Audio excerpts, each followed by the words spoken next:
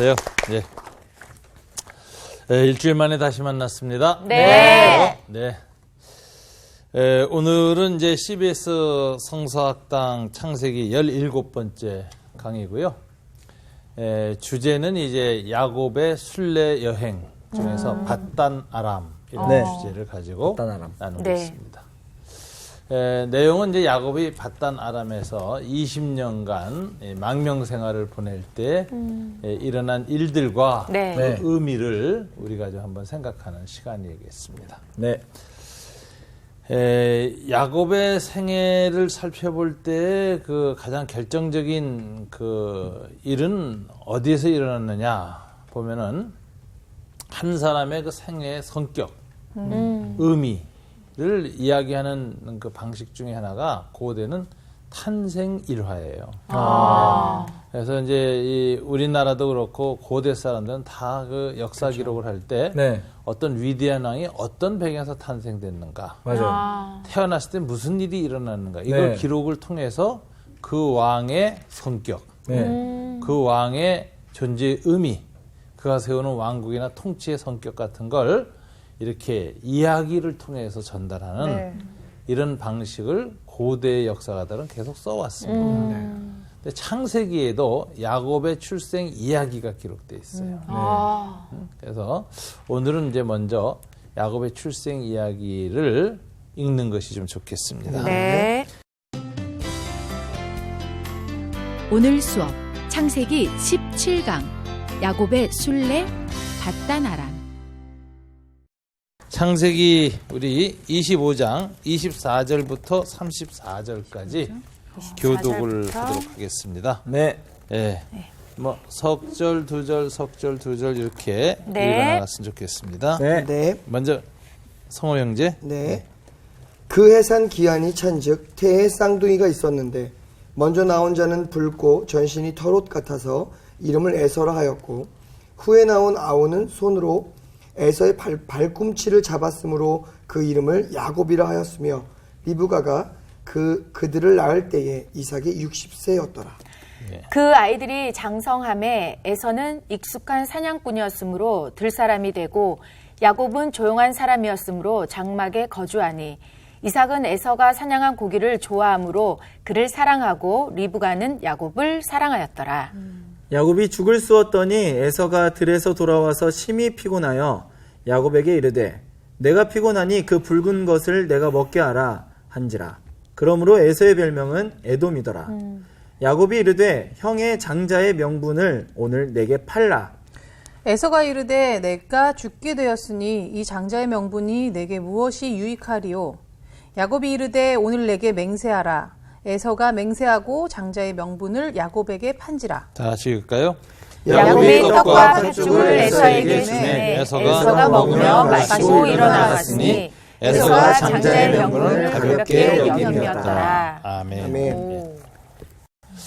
오늘 이제 야곱의 출생 이야기. 이것은 이제 아주 결정적인 야곱의 생애를 암시해주는 이야기죠. 출생 이야기의 아주 핵심적인 이야기는 첫째, 쌍둥이로 태어났는데 이제 야곱은 둘째로 나왔다는 이야기고, 뱃속에서부터 이 형제가 싸움을 했다는 거예요. 우당탕탕하고 엄마가 편할 날이 없었다는 거예요. 근데 먼저 나온 거는 이제 에서가 장남이 나왔는데 이 에서가 굉장히 이제 뱃속에서부터 기골이 장대한 거예요. 힘이 세고 이제 커서도 들 사람이라 들에 다니 아주 와일드한 사람이었고 사냥을 잘하는 사람이고 그리고 이제 몸에 뭐 이제 털이 많아서 나왔다 이렇게 하는 거 보니까는 남성 호르몬이 뭐 왕성한 사나이 중에 사나이. 왠지 우리 선생님 같은 이미지였지 않았을까? 제가 그걸 하려다가 아끼고 있었는데. 아 진짜. 하여튼 이 에서가 그런 그 고대에서 보면 이제 영웅 모습이죠. 고대 전사, 영웅. 그래서 이런 사람이 왕이 되고 후계자가 되는 것이 그 당시 일방적인 이제 생각인데 그런 걸 반영하는 사람이 이 에서였다 이렇게 돼 있어요. 반면에 야곱은 굉장히 다릅니다. 야곱은 이제 뱃속에서 나왔는데 힘이 딸려서 밀려서 나왔어요. 둘째 이제 뒤에서 나왔고 커서 자랄 때도 보니까 이렇게 뭐 털이 넘친다든가 네. 혹은 무슨 남성 호르몬이 넘치는 이런 남자 모습이 아니고 조용한 사람이다. 네. 이렇게 돼 있고 또 이 본문에 보면 나중에 이제 에서가 이제 장자권을 팥죽 한 그릇에 팔아넘길 때 보면 장막에서 이제 죽을 쓰고 있었다. 그래요. 네. 그러니까는 이 에서보다는 야곱은 그저 엄마를 도와가면서 네. 텐트에서 주로 활동하고 요리하기 좋아하고 상당히 여성적인 성격이 아니겠느냐 네. 이렇게 생각해요. 요즘의 대세네. 요즘의 그치. 요즘은 대세인데 옛날에 이제 아주 대세가 그렇죠. 옛날 그 고대 사회에서 본 이런 사람은 이제 이 서열을 이어갈 수 없는 제외되는 사람이에요. 전형적으로 이런 두 대조적인 모습으로 이제 창세기 기자는 기록을 합니다. 네. 그러면서 왜 야곱한테 장자권, 즉 그 집안의 그 적통성이 넘어갔느냐? 이게 이제 굉장히 이제 중요한 얘기인데 창세기 기자가 이제 암시하는 바가 있어요. 야곱은 그 장자권이라는 것을 가볍게 여겼다. 네. 사실을 몰랐다. 맞아요. 그래서 34절에 네. 팥죽 한 그릇에 팔아먹은 이유가 이렇게 돼 있죠. 에서가 장자의 명분을 가볍게 여김이요. 이건 이제 무슨 얘기인가? 믿음이 없었다는 거죠. 이 야곱이 이제 태어나서 에서도 같이 태어나는데 이 연대기를 이렇게 기록을 조상들의 연대기로 살펴보면 15살 때 아브라함이 죽어요. 그러니까 15살 때까지는 야곱이 아브라함 할아버지로부터 이야기를 들은 거예요. 근데 이제 뭐 할아버지들이 손자들하고 같이 있으면 자기 이야기를 많이 해주죠. 이야기 할아버지 안 해, 주로. 네. 맞아요. 근데 주로 무슨 얘기를 했을까? 하나님 만난 얘기를 했을 거예요. 자기 생애 중에. 그리고 내가 어떻게 갈대아우르를 떠났고 생을 이렇게 살면서 별별 일을 다 겪었죠. 고대 왕들, 유명한 소돔과 고모라 전쟁, 파라오를 만났던 이야기, 블레셋의 왕 아비멜렉한테 또 아내를 빼앗길 뻔했던 이야기들서부터 수많은 이야기를 이제 겪으면서 하나님을 만난 이야기. 기가 막힌 이야기가 많았잖아요. 네. 그 아버지, 야곱의 아버지 이삭, 네 아버지를 내가 모리아산에서 칼로 내서 죽이려고 했다. 뭐 하는 이런 이야기들서부터 다 했을 거라고. 근데 하나님께서 나하고 약속하신 대로 약속을 신실하게 지켜서 그 모든 험난한 생애를 내가 이렇게 통과하게 됐다. 하나님을 찬양하고 경배하는 이 아브라함의 회고담. 이거 에서나 야곱이 다 듣고 자랐단 말이에요. 네. 그러면은 이 옛날 얘기를 해주면 그 옛날 얘기 할아버지한테 애들은 쏙 빨려듭니다. 맞아요. 그래서 이제 이 스토리텔링이라고 그러죠. 이걸 네. 고대는 문자로 지식을 전하지 않았어요. 네. 이야기로 전했어요. 네. 그래서 오늘날에도 그 전 세계 그 이제 부족들을 보면 자기 언어나 문자가 없는 부족이 많습니다. 그런 그 문자에 없는 부족들은 이 세상과 조상들과 주변에 있는 모든 이 이야기를 뭘로 전수받느냐? 학교 가서도 아니고 공부해서도 아니고 책도 아니고 이야기로 전수해요. 네. 그래서 인간이 진리를 터득하는 가장 보편적인 방식이 뭐냐? 이 스토리텔링이에요. 네.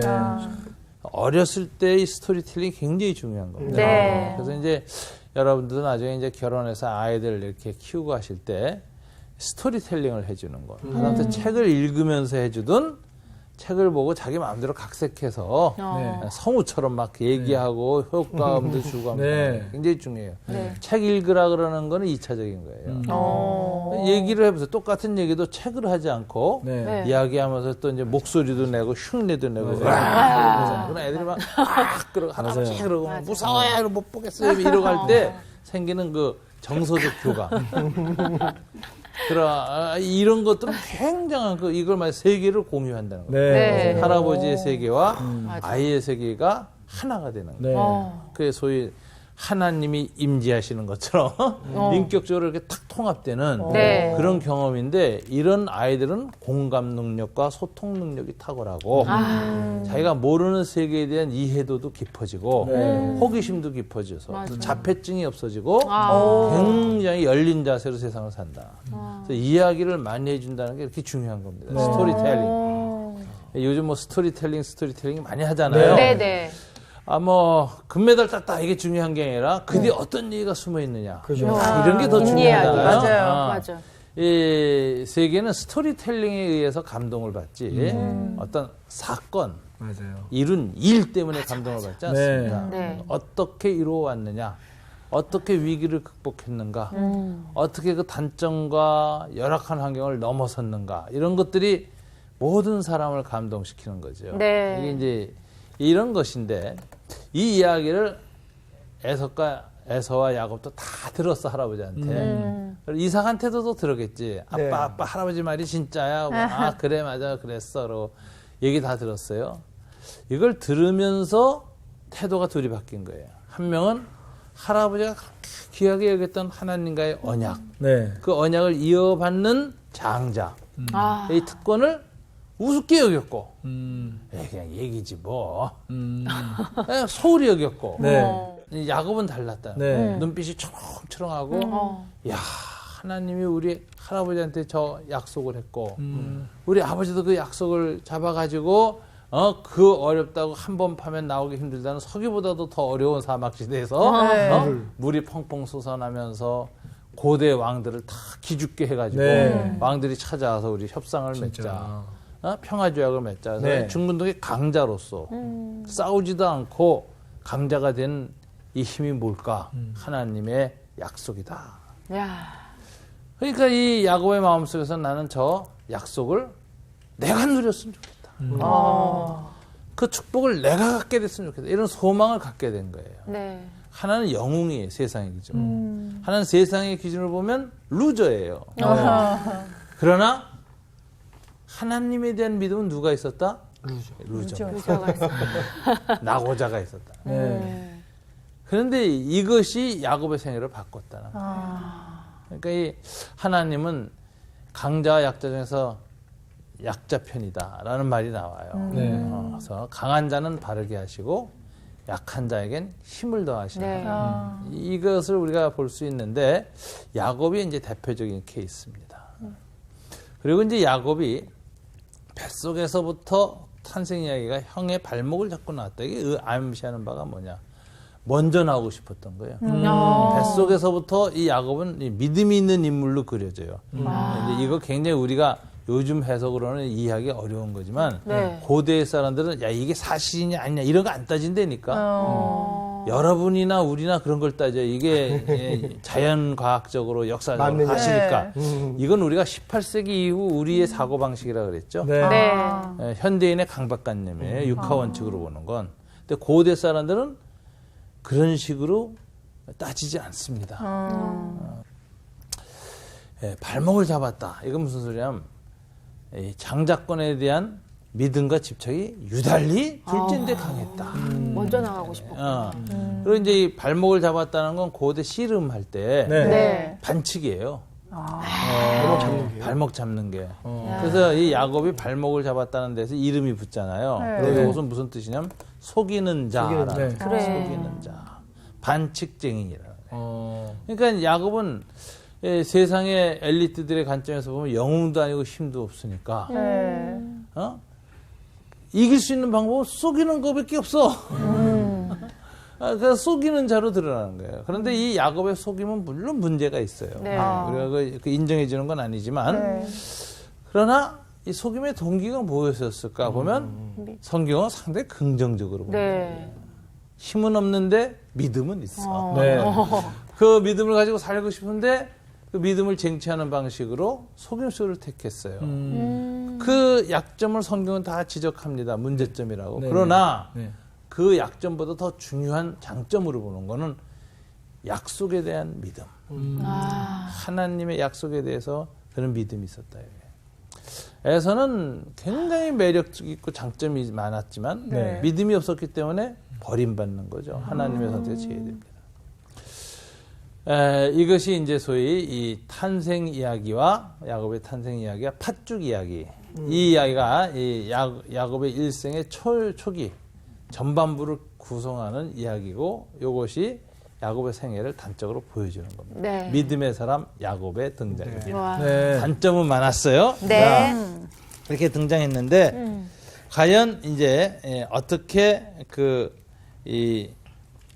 그러니까 에서의 축복을 뺏고 이삭으로부터 뭐 저걸 받아내느냐, 네. 정말 진정 축복을 받아내느냐 하는 게 이제 바로 27장에 나오는 이야기예요. 자, 야곱이 또 속이죠. 네. 네. 이삭은 이미 이때 나이가 많아서 눈이 이제 시신경이 다 상실된 거죠. 네. 맞아. 못 봐요. 음. 그런데 이제 형인 것처럼 가서 장자권의 축복을 받습니다. 네. 그래서 이제 털 가지고 싹 뒤집어 쓰고 들어갔거든. 엄마하고 짜가지고. 네. 네. 그러니까 이제 이 이삭이 만져보니까 털이 있으니까 애서, 야, 너 목소리는 이 야곱 같은데 애서구나. 그러고선 장자의 축복을 그냥 야곱한테 줘버려요. 네. 리브가는 왜 둘째를 형처럼 꾸미는 일에 가담했고 네. 자기 남편을 속여서라도 둘째가 장자권의 축복받도록 했을까요? 왠지 그냥 딱 봤을 때 야곱이 더 그런 마음이 강하니까. 뭐 어렸을 때부터 요리 도와줘서 그런가? 그럴 수도 있고 저도 상상을 해보면 에서는 또 이렇게 사냥하고 아빠가 또 고기 좋아했다 그랬잖아요. 그러니까 아빠랑 더 친밀감이 더 좋지 않았을까. 그러니까 아빠랑 막 이렇게 좋은 또 이렇게, 관점이에요. 이렇게 좋은 이렇게 관점. 보고. 예. 그 이삭은 굉장히 본인이 조용한 사람이죠. 네. 네. 이런 사람은 아들에 대해서 항상 자기보다 자기가 없는 장점을 가진 아들이 나오길 원하는데 네. 에서는 이삭의 로망이죠. 정말 우리 아들 잘났어. 영웅이야. 내가 못한 일을 해내. 네. 난 항상 양보하고 순종하고 평화를 지켰죠. 한쪽으로 항상 속상했어. 저놈들 한번 패주고 싶었는데 우리 아들은 뭐 무시도 안 당하고 이러고 이제 에서한테 마음이 가 있었죠. 네. 그래서 하나님의 뜻을 잘 분별 못해요. 이삭이. 오히려. 야, 너무 그 진짜. 인간적인 애정이 가서. 그러네. 근데 이제 야곱은 안 그랬단 말이에요. 그런데 야곱은 이제 왜 이렇게 리브가의 지지를 받게 됐을까? 성경을 보면요. 모든 갈등은 고부간 갈등이에요, 고부간. 고부가 나고. 에서가 이제 결혼을 하는데 네. 여자를 많이 둬요. 근데 가나안족 속 여자들을 계속 아내를 둬요.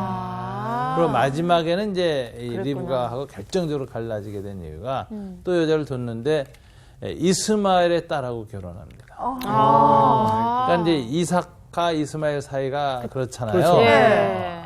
그런데 그 딸하고 결혼하는데 특징이 뭐냐면 부모한테 묻지도 않고 여자를 취하고 결혼하고 이러는 거예요. 여기에서 이제 리브가가 마음이 떠나는 거죠. 그렇게 해서 차라리 야곱이 낫겠다. 야곱을 하는 거죠. 그래서 이제 이삭을 속여서 이제 야곱이 결국 축복을 받습니다. 에서가 나중에 이걸 알고 막 이를 갈지요. 네. 그 다음에 이제 이 떠나기 직전에 이제 야곱이 이제 바단 아람으로 떠나기 직전에 일어나는 이제 28장에 보면 이삭이 야곱을 다시 불러요. 그리고 바단 아람으로 망명 가기 전에 다시 축복을 해줍니다. 네. 그런데 이거는 이제 공식적으로 둘째라는 걸 알고 맞아. 속지 않아 맨 처음 속여서 했지만 네. 나중엔 진상을 알고도 네. 야곱을 축복해요. 네. 이건 이제 공식화했다. 전에는 속임을 당해서 내가 했지만 네. 이제 네가 야곱인지 아는데 이게 하나님 뜻이란 걸 알고 내가 너를 축복한다. 그래서 이제 축복을 해요.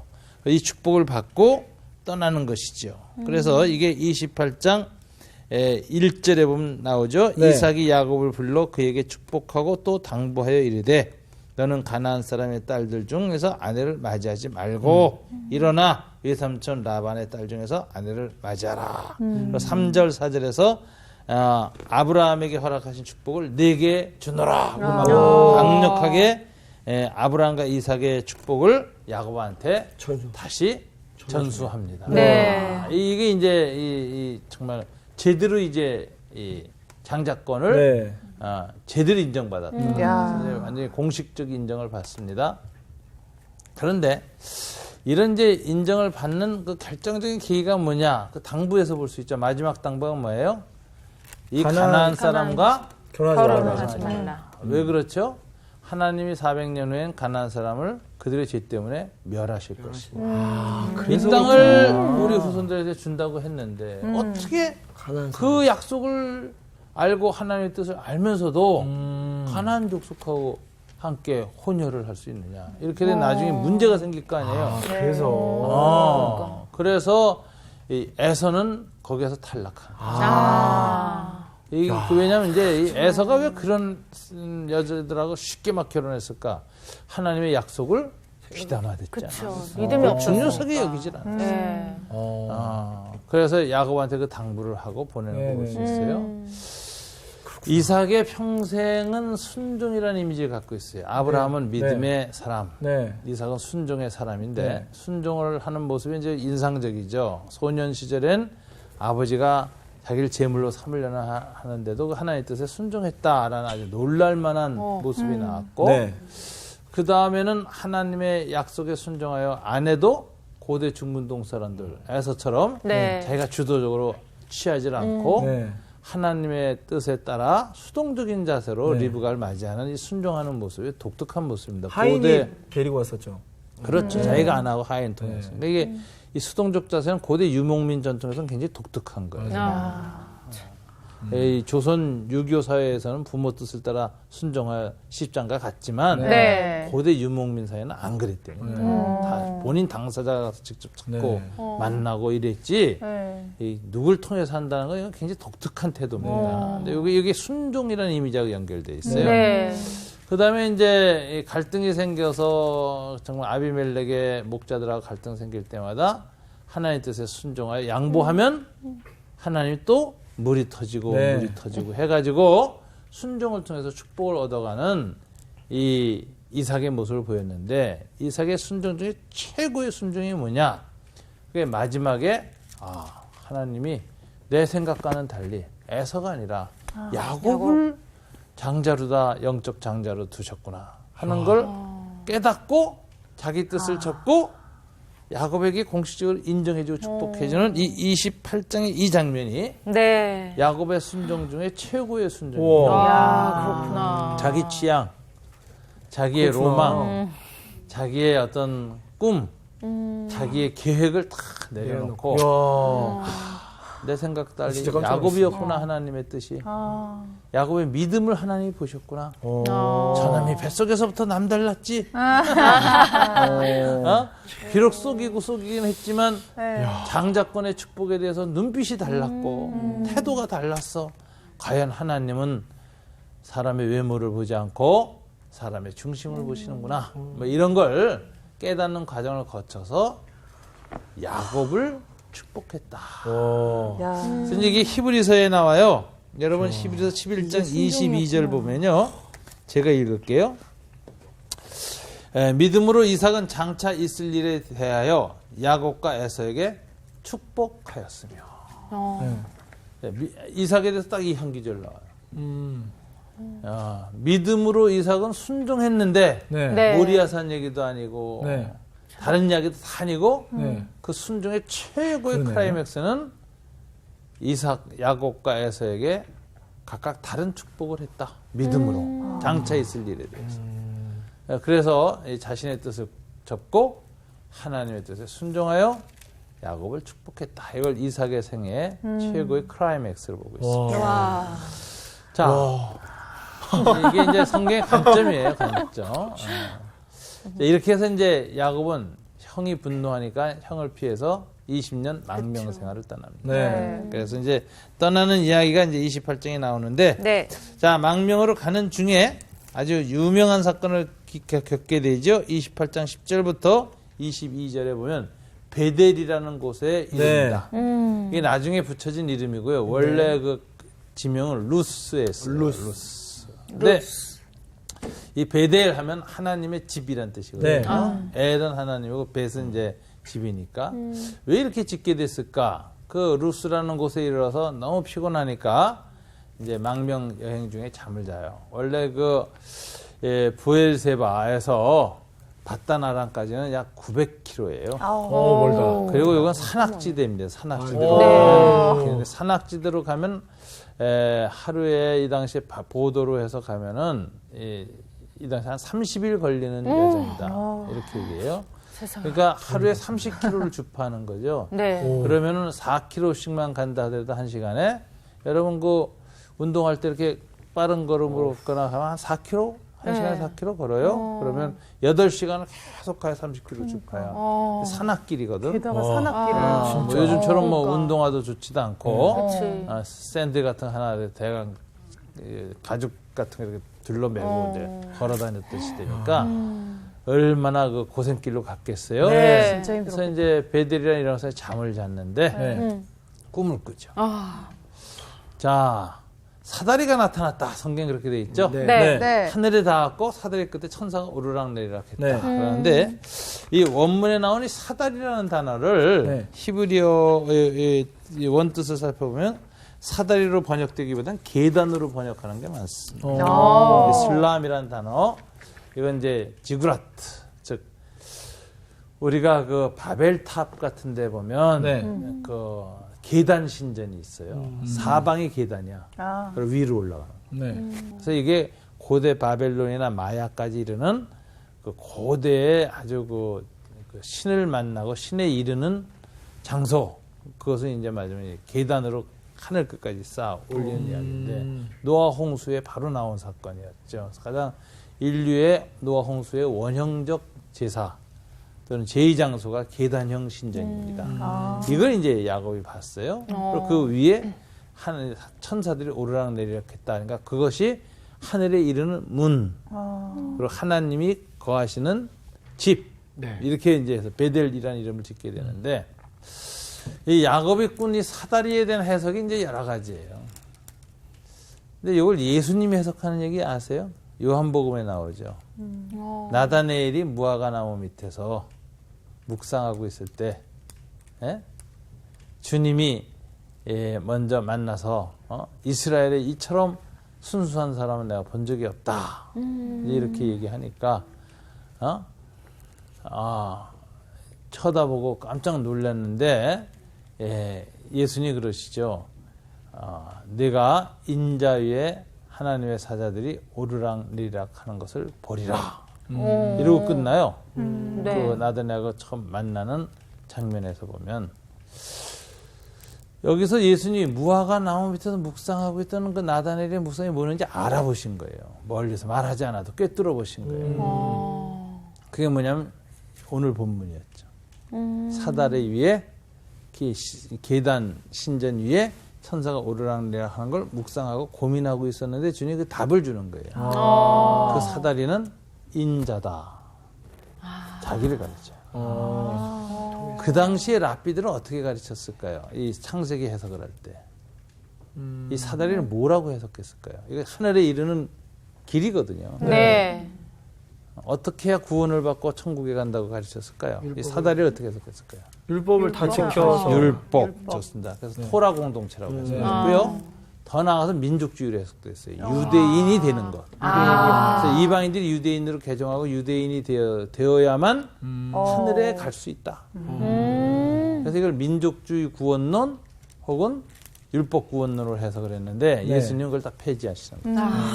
오직 Son of Man, 인간, 인자인 예수님을 인격적으로 영접하면 유대인이 아니어도 네. 율법을 안 지켜도 상관없이 하늘에 이룰 수 있다.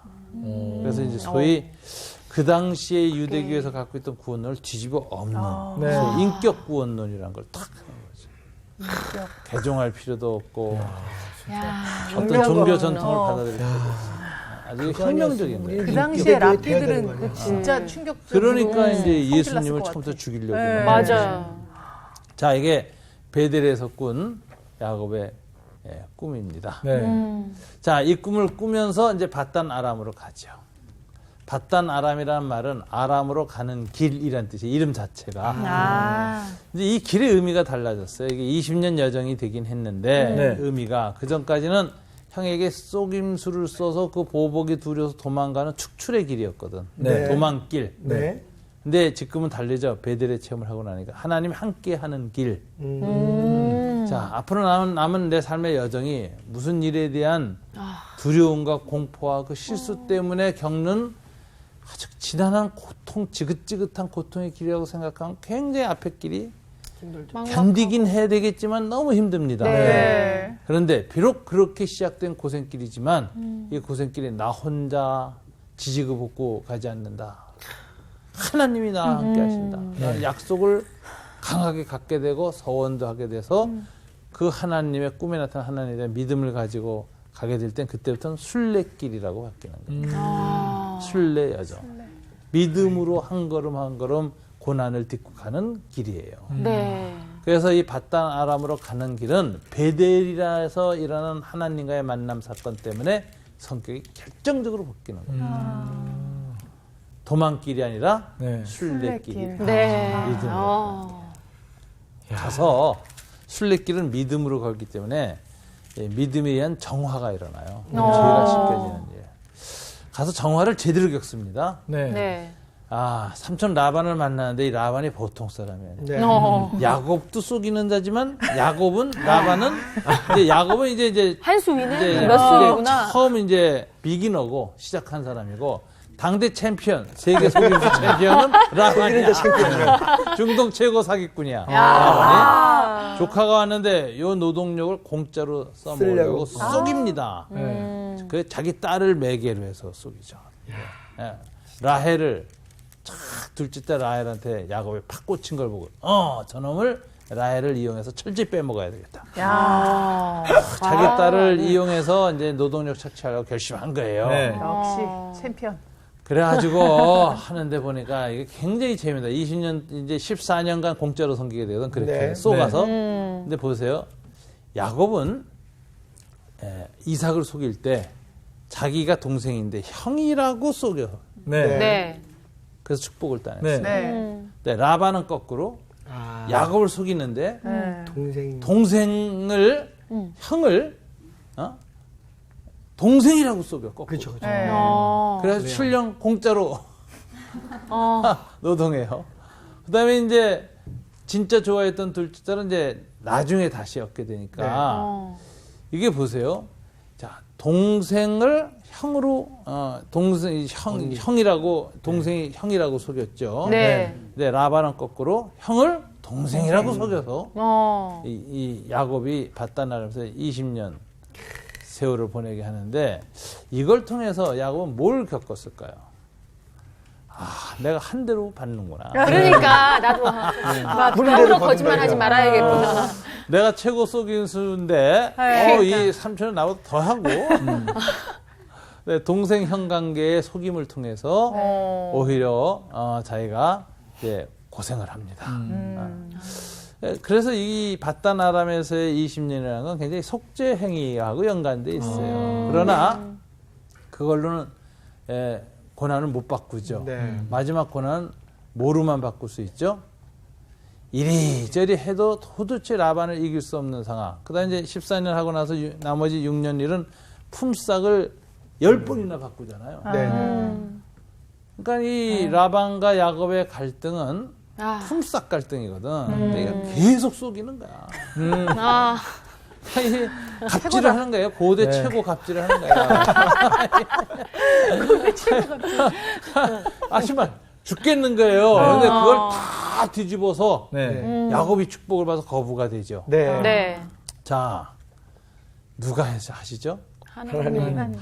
그러니까는 이 인간적인 방식으로는 도저히 갑질의 횡포를 견딜 수 없는 약자였던 야곱을 바꿔주신 분이 누구이신가? 하나님이시다. 이게 이제 야곱이 20년 동안 철저히 겪는 거죠. 훈련이죠. 그래서 자기의 인간적인 방식의 한계, 그리고 그 한계 끝에 자기의 철저한 약함을 절감하면서 이것을 바꿔주실 분은 베델에서 만난 그 하나님밖에 없다. 그리고 그 하나님께 의지하니까 마지막 6년에 대거부가 됩니다.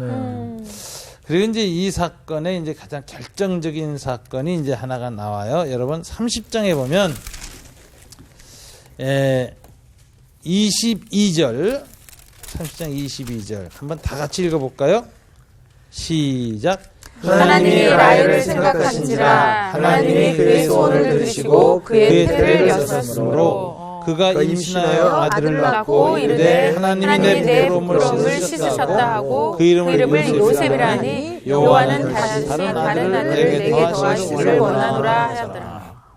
요셉의 탄생. 바단 아람의 결정적인 의미는 요셉의 탄생이에요. 근데 요셉의 탄생은 가장 막 야곱의 고통 속에서 요셉이 탄생하는 이야기가 나옵니다. 저가 도표를 좀 그려야 되겠어요.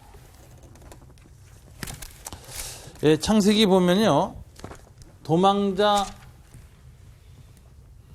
야곱, 네. 이 이야기가 29장부터 30장까지 나와요. 예? 그 다음에 대거부 야곱으로 이게 끝나죠. 나중에 바다메아란 20년 생활이 이게 31장에 나옵니다. 거부가 되는데 네. 이게 20년 걸려요. 또 반전. 근데 중간에 이제 두 가지 반전이 또 중간에 있는데 아이를 낳지 못하는 불임의 라헬. 그다음에 아이를 낳는 라헬. 이렇게 나와요. 네. 그래서 이제 요셉의 탄생이야. 여기 이런 도망자에서 거부가 되는 큰 과정을 거치면서도 가장 큰 야곱의 마지막 고민은 사랑하는 라헬이 아이가 없어서 굉장히 고통스러워. 네. 괴로워하고 네. 불행한 라헬. 자기가 사랑한 여인이 너무 불행해. 그래서 라헬의 기도는 야곱의 마음이 함께 들어간 기도가 되었는데 하나님이 기도 응답하셨다 하는 기절이 지금 바로 읽은 바로 22절이에요. 그럼 하나님이 이 라헬과 야곱의 이 땅에서의 그 마지막 기도를 들으시고 누굴 주셨어? 요셉을 요셉. 주셨어. 근데 요셉 때문에 출애굽이 역사가 시작. 네. 자, 바다나람이 없었으면 출애굽이 없었고, 바다나람에서 요셉이 탄생했기 때문에 아브라함, 이삭, 야곱의 모든 성취가 이루어져서 4대 후에 가나안 땅으로 출애굽하는 위대한 구원의 역사가 드라마가 이루어지는데 네. 모든 결정적인 핵심은 라헬의 임신이라고. 근데 이게 왜 왔느냐? 하나님이 기도 응답으로 왔다라고 강조해요. 네. 하나님이 라헬을 생각하시니라 하나님이 그의 소원을 들으시고 그의 태를 여섰으므로 그 이름을 요셉이라 하니. 자, 바다나란 20년의 순례 여행 중에 하나님의 마지막 기도 응답은 뭐로 왔어요? 요셉의 요셉. 출생. 네. 그래서 이 순례 여행은 성공하는 여행이 되는 것입니다. 온갖 고난이 있었지만 마지막에 부를 얻었을 뿐만 아니라 더 결정적인 것은 라헬의 고통이 사라지고 네. 기쁨이 회복되어지고 구원의 은총이 임했고 네. 그 이름은 요셉인데 요셉 때문에 나중에 야곱의 모든 후손이 구원받아요. 중근동의 모든 생명이 기근으로 죽게 되는데 구원을 받아요. 그리고 이를 통해서 출애굽의 놀라운 구원 역사도 체험해요. 네. 이스라엘이 가나안 땅으로 들어가게 된 결정적인 일을 이룬 인물 요셉이 나타납니다. 자, 여기서 하나님은 뱃속에서부터 하나님의 장자권을 취하려고 형의 발목을 잡고 반칙하면서까지 이 출생했던 이 야곱의 수많은 집요함과 약점을 보셨지만 하나님은 그 모습을 보면서 저 약점은 내가 앞으로 훈련을 통해서 고친다. 중요한 건 믿음이다. 어머 세상에. 믿음을 딱 보시고 나머지 고치는 일을 하신 게 20년 바다나람 순례길이고 그 과정이 끝날 때 하나의 마지막으로 졸업장으로 딱 준 게 요셉 출생. 그리고 이제 떠나는 거죠. 삼촌집을. 가나안으로 돌아옵니다. 그래서 오늘 우리는 이 야곱의 생애 중에 20년 바다나람 삼촌 라반 집에서 겪었던 망명생활의 의미가 뭘까? 하나님이 함께하는 순례 여정이었다. 그걸 통해서 그의 모든 속임수와 죄가 정화됐다. 그리고 그가 마지막에 하나님의 축복을 얻은 것은 오직 하나님 앞에 기도하고 자기 인간적인 수단의 한계를 다 넘어서서 이제는 그걸 안 되니까 하나님께 부르짖었을 때 부자도 됐고 그리고 사랑했던 여인 라헬의 고통도 사라지는 놀라운 기쁨을 맛보았고 네. 구원자 요셉이 태어납니다. 네. 그래서 저는 이 바다나람은 야곱의 생애 중에 가장 결정적인 은총의 순례 여정 20년이었다. 이렇게 정의할 수 있겠습니다. 여러분도 주님과 함께 삶의 나머지 여정을 순례자로서 잘 성취시켜 나가시기를 주님 이름으로 축원합니다. 아멘. 감사합니다. 오늘 좀 충격이었어. 그러니까 계속 기침. 아니 난 진짜 많은 걸 느끼게 하는 그런 시간. 난 그 순종의 클라이막스가 그건지 몰랐어요. 그러니까. 오늘 처음 알았어. 그냥 우리가 스쳐 지나가던 내용 중에 정말 중요한 걸 한데 우리가 깨닫게 된 거야. 최고로 중요한 순종이라니 참. 그러니까 와. 축복이. 네. 나는 계속 얘기하는 게 그 최고의 사기꾼을 만나. 그게 되게 나도 정말 맞아, 그럴 맞아. 수 있겠구나. 내 삶을 그 하나님을 가끔 속이려고 맞아, 뭐 맞아. 아닌 것처럼 하나님만이겠어요.